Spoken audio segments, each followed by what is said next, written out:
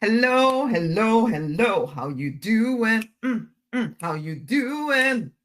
How you doing? Yeah. Hello, hello, hello. Welcome, welcome, welcome to our live stream or the Church of RNK. Yes, we're going back to that. The Church of RNK is in the house, and RNK herself is here. How are you doing, my loves? How are you doing? How are you doing? How are you doing? Tell me where you're streaming in from. I want to know. I want to know. I want to know. I want to know. So put that in the comments. That would be great to know. Where are you streaming in from? Share this with somebody else just as I've shared it around. Now, today we're going to be looking at a particular Bible verse that I grew up on. This was a verse that gave me a heck of a lot of trouble as I was growing up. And because I'm an ambitious person. Okay. I'm ambitious. And I also absolutely adore the divine. I've always longed for deep connection with the divine. Okay, just like a lot of you in this community, you want you want to be in touch with that spiritual side of yourself, to to feel at one with the divine or whatever name you give your higher power, to feel loved and connected and deeply certain of who you are within the divine. You want that just the same as me, and you are ambitious. And a lot of the programming that we've all been put under has made us believe that we are not allowed to be both ambitious and spiritual. But I actually am here to speak to ambitious spiritual people, determined, driven spiritual people. These are not terms that normally go together in some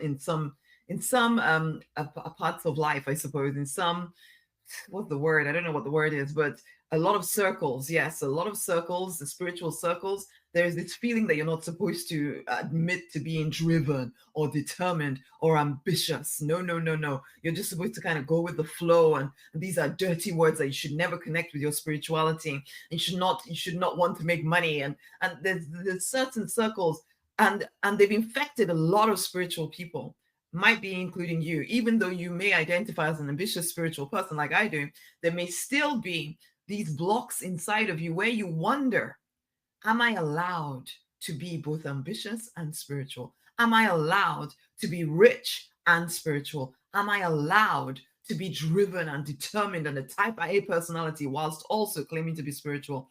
And so you may, on the face of it, just pretend that everything is well and good, just the same as I used to do.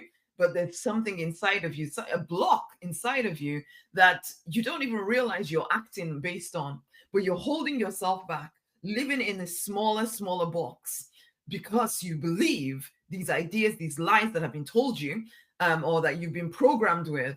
You believe them, even though on the face of it, you try not to. So your actions follow your beliefs, not what you claim to believe. Okay. So do you understand what I'm saying here? Because you may say with your mouth that this is what I actually believe, but then your actions are showing everyone, including yourself, what you really do believe. So I see a lot of spiritual people holding themselves back from creating wealth and success, even though they claim to want it, to claim to believe in it, but then the actions they're taking tell me they do not believe in it. They're still not really sure that the divine actually wants them to prosper. But I'm telling you right now, the divine desires that you prosper. The divine has no need to withhold anything from you. The choice is always yours. Will you go for all that you desire, or will you keep allowing that mass mind programming that has seeped into you? Will you keep allowing it to block you from moving forward? This is a verse that I actually read again this morning. Because in some ways, it's my journey with being Catholic, Christian, all of this really, I used to teach biblical principles, all of that stuff, and having to step away in some ways from the Bible, from Christianity, to to deepen my connection to the divine. Some would say that I've run away from the divine. No, it's not true, but that's what they would say, because I don't necessarily believe exactly the way that they think I should. They, whoever they is, okay. In fact, I've had friendships recently break up completely because I refuse to believe exactly the way that they want me to, even though we have so many things in common. But because there are certain things that I just no longer believe in the same way that I used to, this particular friend decided she was no longer going to speak to me at all, basically. And it was just like, this is somebody that I've known since I was a child, actually. I decided, oh well, since you're now not exactly the way that I think you should be, we cannot speak anymore. And it's just like, are you kidding me? Are you kidding me? But this is love.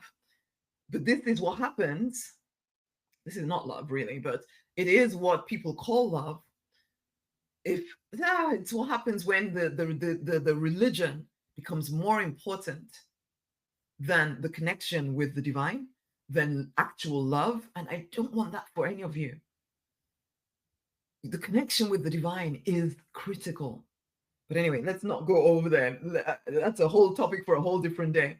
But the verse particularly I was looking at today, and looking at it through fresh eyes. Let me read that to you. Before we do, let's sing the affirmation.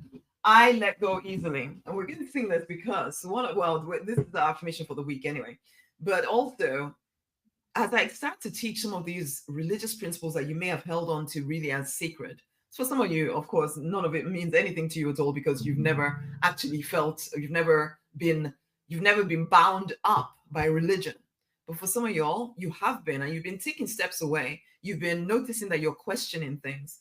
And I encourage you to, because the truth stands up to scrutiny. If it doesn't stand up to scrutiny, is it the truth? No. You can't question the truth and make it fall away. The truth is the truth, right? The divine is the divine, whatever. Yeah. Okay. Anyway, so letting go of religious dogma that takes you away from connection to the divine and connection within yourself is critical to living a free, fulfilled, financially abundant, love-drenched life, which is the life that I work with you to create. That's your divine right, if you will allow yourself to have it. So we're letting go of anything that gets in the way of your true prosperity, your true design prosperity.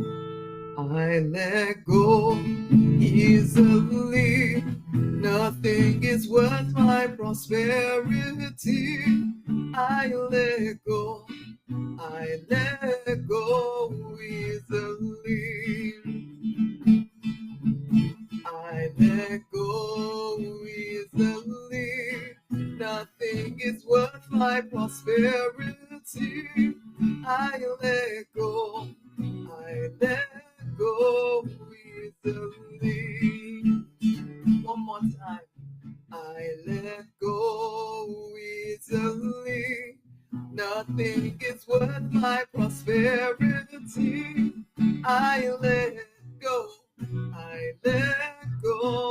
easily. Okay, so we're letting go of anything that gets in the way of our prosperity. We're letting go of anything that gets in the way of our connection and of deepening our connection to the divine, which is part of our prosperity, really. If you want to live a love-drenched life, how can you do it apart from the divine? That's my thinking anyway. Everything that I do is built on a foundation of connection to the divine. It's built out of the intuitive guidance I receive from the divine. Everything that I've created in this business, in my life, it's that the divine has always been my constant. Anything else, everyone else, whatever, the divine is my constant, always there for me, whatever. And yeah, I don't even know how to do life without the divine, let's be honest. Okay, so the verse that I was reading this morning, that really, it was like, wow, I see it so differently from the way I used to, because it used to really, well, it didn't mess me up completely. It just limited me. The way I perceived it originally limited me. This is the verse anyway. It's something it says, depending on what translation you read, okay? I'm going to read one of the more common translations, because these days I look at the Passion Translation and I quite like that. But that's not one of the common ones. Let me find one of the common ones. Where are we? I should have opened this up beforehand, shouldn't I? Where are we? Come to me. Okay, don't store up treasures here on earth, where moths eat them and rust destroys them, and where thieves break in and steal. Store your treasures in heaven, where moths and rust, moth and rust cannot destroy, and thieves do not break in and steal. Wherever your treasure is, there the desires of your heart will also be. In fact, I still remember doing a dance to this song. Where your treasure is, there is your heart. Basically, where your treasure is, there is your heart. And it's so true. Where your treasure is, there is your heart. The question is, where is your treasure? So another translation is, don't keep hoarding for yourselves earthly treasures that can be stolen by thieves, Material wealth eventually rusts, decays, and loses its value. Instead, stockpile heavenly treasures for yourselves that cannot be stolen and will never rust, decay, or lose their value. Where your treasure is, there is your heart. So I used to read a verse like that or listen to it being expounded upon, and it would make me feel like I shouldn't want anything material. I should only long for heavenly treasures, which obviously are not going to happen until the next life. So I'm building up this. It's like I'm building up a safe full of treasures that I will only be able to access when I've died and gone to heaven. That was the way I thought about it. So I felt really bad because, as I said earlier, I'm very ambitious. I have big dreams, big ideas, big visions of things that I want to see happen in my lifetime. And so I felt bad about that because it felt like I was storing up treasures on the earth, and I should not do that because the Bible says don't do such things. Okay. And that's definitely one way of thinking about it. But I was reading it this morning and listening to it again. Do not hoard, don't keep hoarding for yourselves earthly treasures that can be stolen by thieves. And I was thinking, who hoards? What kind of a person actually hoards? And the kind of person that actually hoards is someone who is broke minded, is scarcity minded. Okay. That's the person that hoards. That is the person that is trying to keep everything. They're so scared of losing anything. So they're trying to store everything. So it's not just a regular ambitious spiritual person. It's a broke-minded scarcity person. So this could be any religious or spiritual or regular person whose mind is completely consumed by fear of loss. Fear of loss. So because they're so afraid of losing what they have, they try very hard to hold on to everything. They don't want to spend on anything. They want to hold on. They want to store it up because it gives them a sense of safety. It gives them a sense of security. Money gives them a sense of safety and security. And one thing you'll know, if you work with me for any length of time, I will tell you, money is not a good motivator. Money is not it doesn't actually make you feel safe. If you are broke-minded, if you are scarcity-minded, if your security is found in money, you will never feel that secure. That's the truth of it. You will never feel that secure. No matter how much money you have, you'll always feel as though you're going to lose everything. So for most of us, not all of us, and I did go through a phase where I thought money would save me. Okay. So if there's a part of you that thinks that money is going to save you, then no, it won't actually. And this also brings me to the final part of the verse, which is where your treasure is, there is your heart. My treasure has always been the divine. Always. Since I was like 5, 6, 7 years old, reading the Bible, really wanting to connect with this great big something else, knowing that I needed that something else. It was the only place that I felt safe. And so just the first point here is, if you've ever worried that you are that spiritual person that is trying to store up treasures here on earth where moths and rust destroy, the truth of the matter is, unless you are broke-minded or scarcity-minded, you are not the one being described by that particular verse. Okay, we all kind of know that if your mind is consumed by scarcity, it's not a healthy way to live, is it? At all.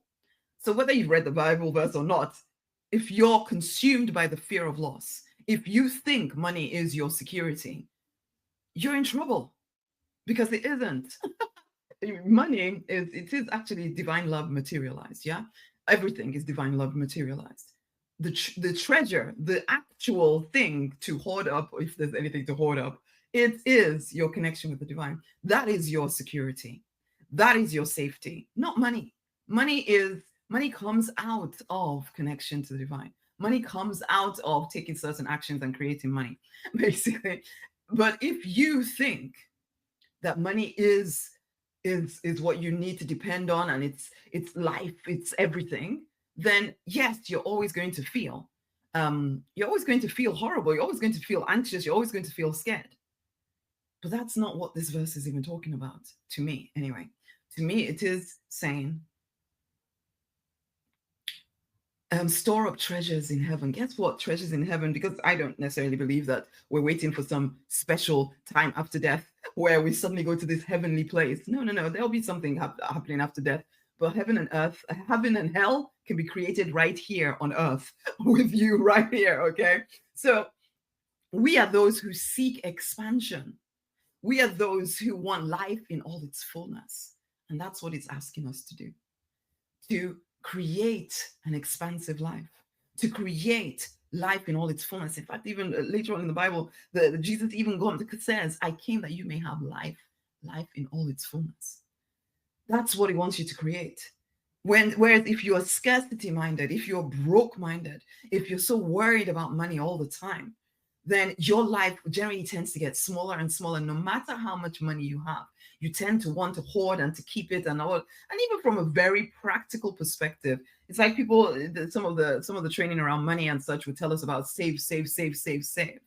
And I still remember actually a friend of mine, this was ages ago, saying, oh, should I save this money? I think she had 13,000 or something pounds or whatever. And she was saying, I've saved this money, or should I invest this money? Or should I, for safety, keep it to one side, And I'm just like, honey, if you save just for the purposes of saving or saving for a rainy day, you can be sure, one, that you will create rainy days because you're too powerful not to. You will create rainy days because you're saving for a rainy day. So the rainy day will oblige you and come along and help you use your money. But the other side of it is, also from a practical perspective, that inflation happens. 13,000 10 years ago is not the same as 13,000 today. 13,000 10 years ago cannot buy the same things that 13,000 now cannot buy the same amount of stuff that 13,000 10 years ago could buy because of inflation. So it loses its value. So if you are that person who is storing up treasures on earth or storing up lots of money because you're broke-minded, because you're scarcity-minded, and you're saving for a rainy day, guess what? You're losing. You're losing. I always say to clients, I say to anybody that would ask me, save to invest. Save to invest. You want to save some money to invest in something that is then going to keep creating money for you over and over again, like property. It does that. You get to buy to let or whatever, you buy it, you rent it out. That 13,000 will then start creating money over and over and over and over again, rather than sitting in a bank somewhere, getting smaller and smaller because of inflation. Okay. So again, looking at this verse, treasures in heaven to me feels like living a big, expansive life, choosing to expand, to grow, to experience more that life has to offer. And I know it may, if you are caught up in the old ways of seeing things, what I'm saying here might just be, oh, she's just trying to find a new way of saying something. And I get it. But when I looked at it this morning, I could see it so clearly. It's so different from what I thought it meant. It's talking to people who are scarcity minded. And yes, I would say to you, you don't want to be scarcity minded. You don't want to be broke minded. You don't want to be so led around by the nose by money. You want to create as much of it as you want to enjoy your life. Your purpose on this planet is literally to enjoy being here on this planet, not waiting for some next life thing, which is another religious concept. Lots of religions have this concept of, well, not lots. There's a few particular ones that have this concept that the next life is where you actually live, whereas this one is where you prepare for the next life. Nonsense. You are here on this planet Earth, to enjoy being here on this planet Earth. Money allows you to do that. There's nothing wrong with making as much money as you would like to create the life that you want. Okay, not to save for a rainy day, not as some form of safety or security. That's not what money is for. No, your security, your safety is found in the divine, in your connection to the divine. That's where your safety and your security comes from. And it will take some practice, some building of faith in some ways for you to finally really start living like that, but it will expand you as well. Because as I like to say to clients, the reason why I can take certain risks is because I know that I am taken care of. I know that I'm safe, I'm protected and supported. Doesn't mean that I don't do what I need to do. I play my parts. Like I said I don't know how many live streams ago, that manifesting anything, you do everything that you can do as though there is no divine, but then you also trust the divine like you basically. So there's those two sides that you need to master And then you start manifesting so easily whatever it is that you create. So you do all you can do, but you also trust the divine will do all that the divine will do. And you know, and it's together that things come to that you start manifesting things. So coming back again, your treasure, if you're anything like me, has always been the divine. So don't worry about that, because your treasure is where the desires of your heart will be found. It's actually as you connect to the divine, and it's what you do already. So where you may have read a verse like this or been preached at, told that you should not be thinking about money and all of that, and I get it. I'm not, as I've said, yeah, we don't want to make money our source. Money is not our source. Money is something that we get to use. Money supports us in living a big, expansive life, absolutely, but it's not our source. However, you can use money to create a big, expansive life. We're not waiting for some next life, treasures in heaven. You hear that, you read that, and you think it means you're waiting to the next life to finally enjoy your life. No, heaven, hell, created here, right now. Okay. So are you expanding? Are you living a big life? Because as you expand within, remember, everything is created within you first. So as you start visualizing and seeing the bigger life that you want, and you start taking action towards it, it must materialize in the physical realm. Okay. But it comes from within you. So the treasures you're storing up are within you. You're becoming a bigger person. You're becoming your true design self. You're becoming your true divine self. Okay, because you are one with the divine. You are one with God. You're expanding. That's where your treasure. You're spending time growing spiritually. I've said this, and I'll keep saying this. Business growth is extreme spiritual growth. You're expanding. You're becoming someone who makes 6 figures, 7 figures. You learn how to do this. Building up that treasure within yourself, and that reflects out onto your physical reality, because it starts within and then it's manifested in the physical. Okay, so no, it's not telling you, this verse is not telling you that you're storing up treasures for some future time when you're dead, and then you go into heaven and then you'll suddenly have all these treasures that you can now enjoy. No, it's now. Life in all its fullness is available to you now. However, because something else here is your perception of the divine. It's designing your life. Okay. So if you've read a verse like this, like and then perceived it like I used to, which is that the divine wants me not to worry about anything on this planet. He's withholding from me until the next life. Now you may believe that of the divine, and you will start taking action as though it is true. The divine is not withholding anything from you. Okay. But your actions are.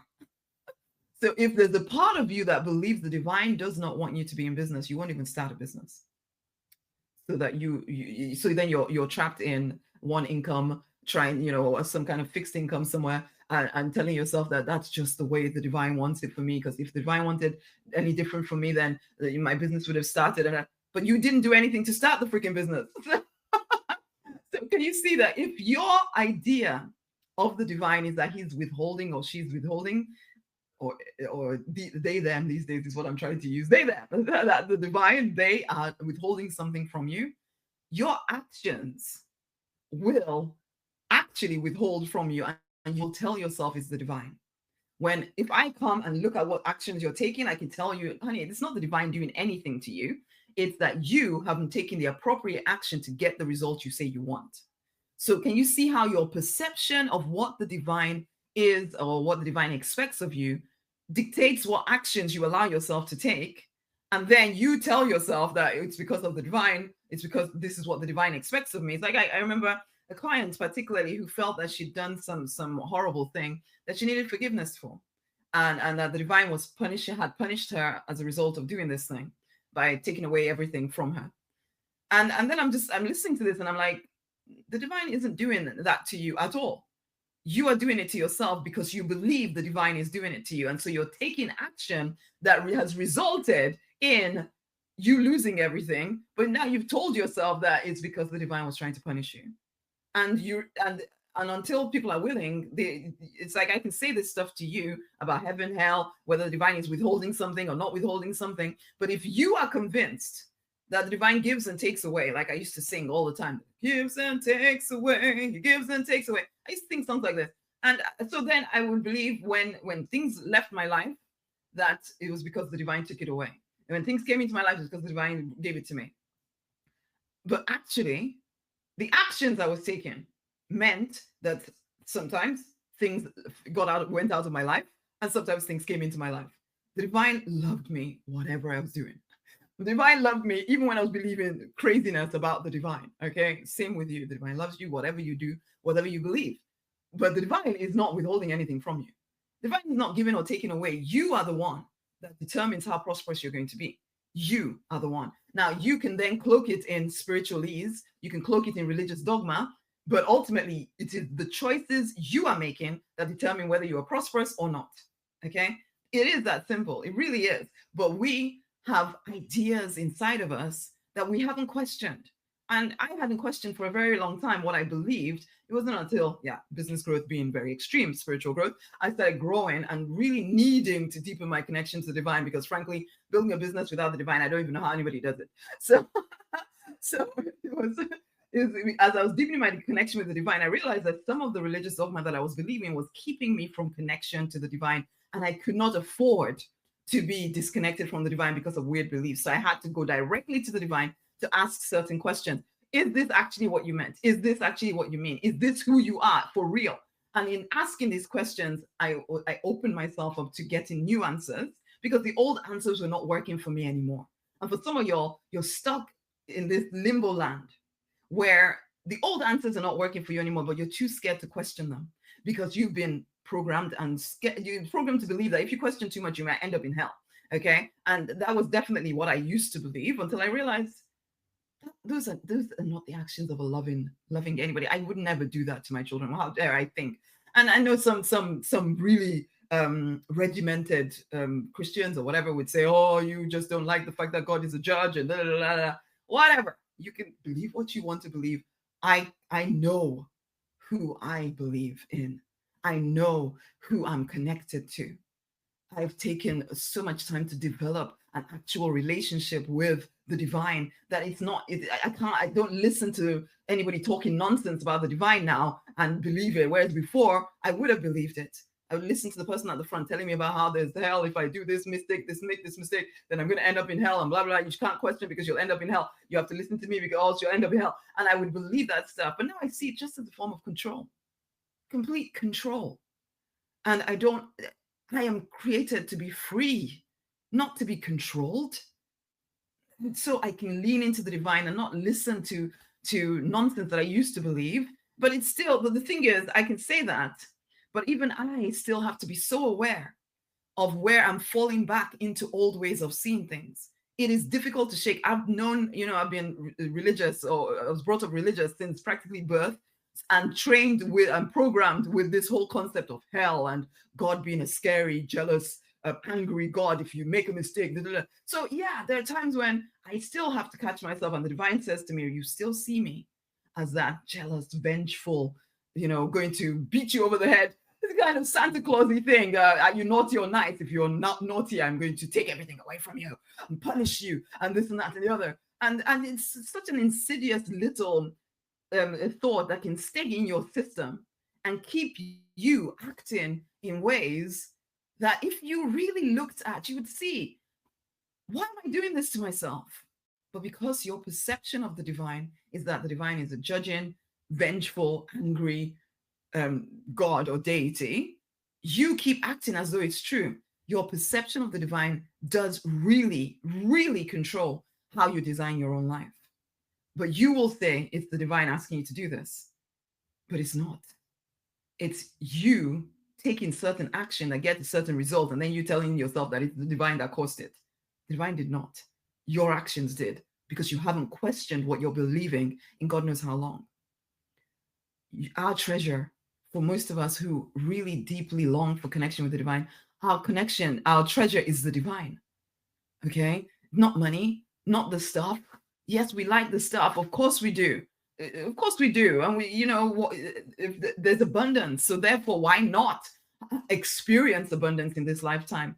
We're here on this planet, as I keep saying, to enjoy being here on this planet. Why not allow ourselves to experience all of this stuff? It doesn't mean, however, that we're then storing up and hoarding and saving just for the point of saving, or saving for a rainy day and things like that, which I just don't believe in anymore. I know it can seem like the reasonable thing to do, but if you save for a rainy day, I can assure you that a rainy day is going to come and find you.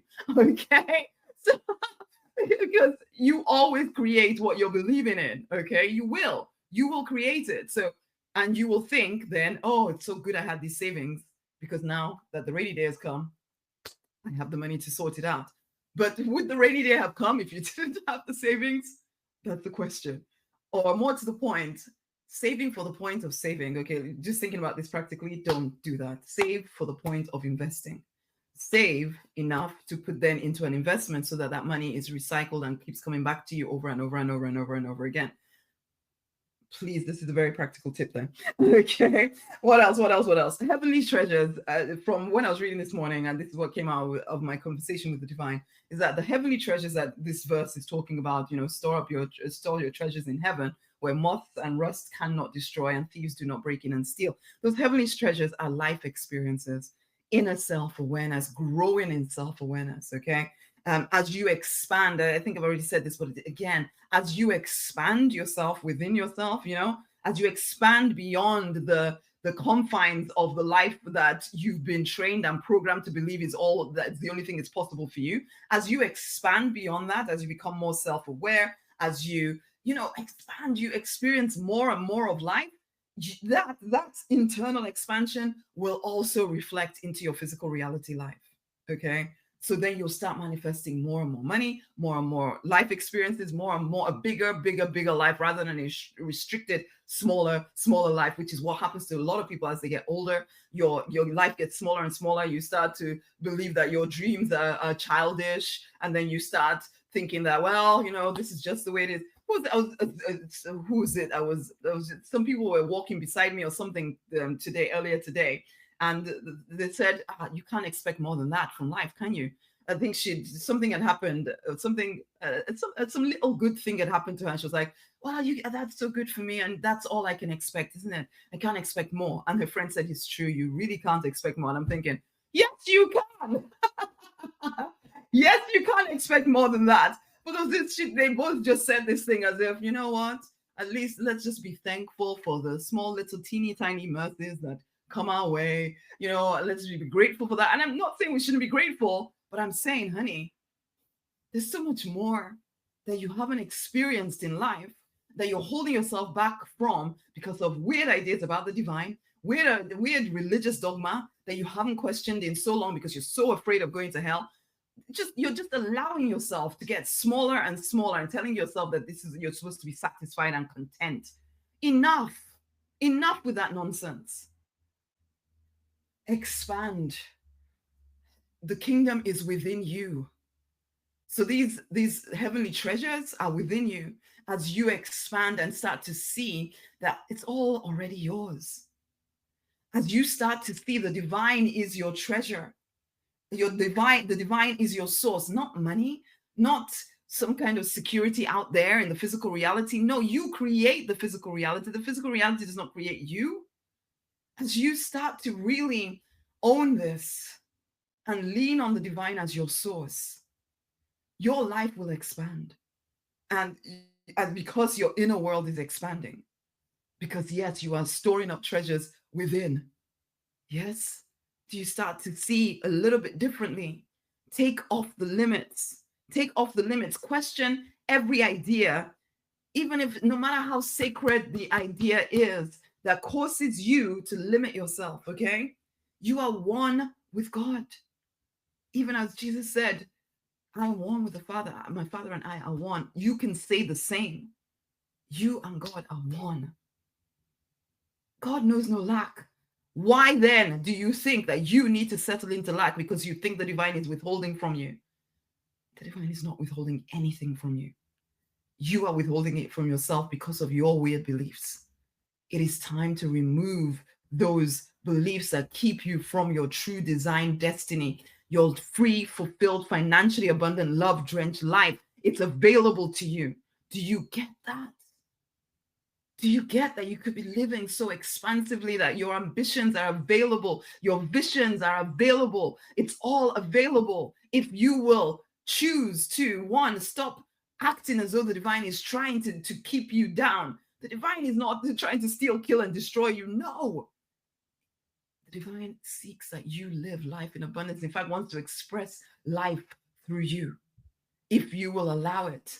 But your beliefs are keeping you stuck in a very small, restricted life. Are you done yet, my love? Are you done with the suffering? This is a question I keep asking people. Are you done with the suffering yet? Because when you are in enough pain, maybe then you'll realize something I'm believing, something about what I'm acting, the way I'm acting is causing my pain, and I am done with it. For now, you can get a copy of my book, Remove the Blocks. It's time for you to get clear on your purpose, to leave behind the pain, the limiting beliefs of the past, and to rise victorious in your true design life. For some of y'all, you really want to be transforming other people's lives and making a heck of a lot of money whilst doing so. This book will help you do that, help you clarify your purpose. It will help you start clearing the blocks that are keeping you from living profitably in your purpose. It will even give you a strategy for living in your purpose profitably, getting to six figures. Because my heart for the 334,000 people I'm called to serve is that each one of you live in your purpose and make at least six figures, which will probably have to go higher as inflation grows up, at least six figures whilst living in your purpose, because you deserve a big, expansive life if you will allow yourself to create it. So some of these Bible verses that make you feel as though you need to live smaller, enough. And even if you're not someone who has been brought up reading the Bible or anything like that, hear what I'm saying here.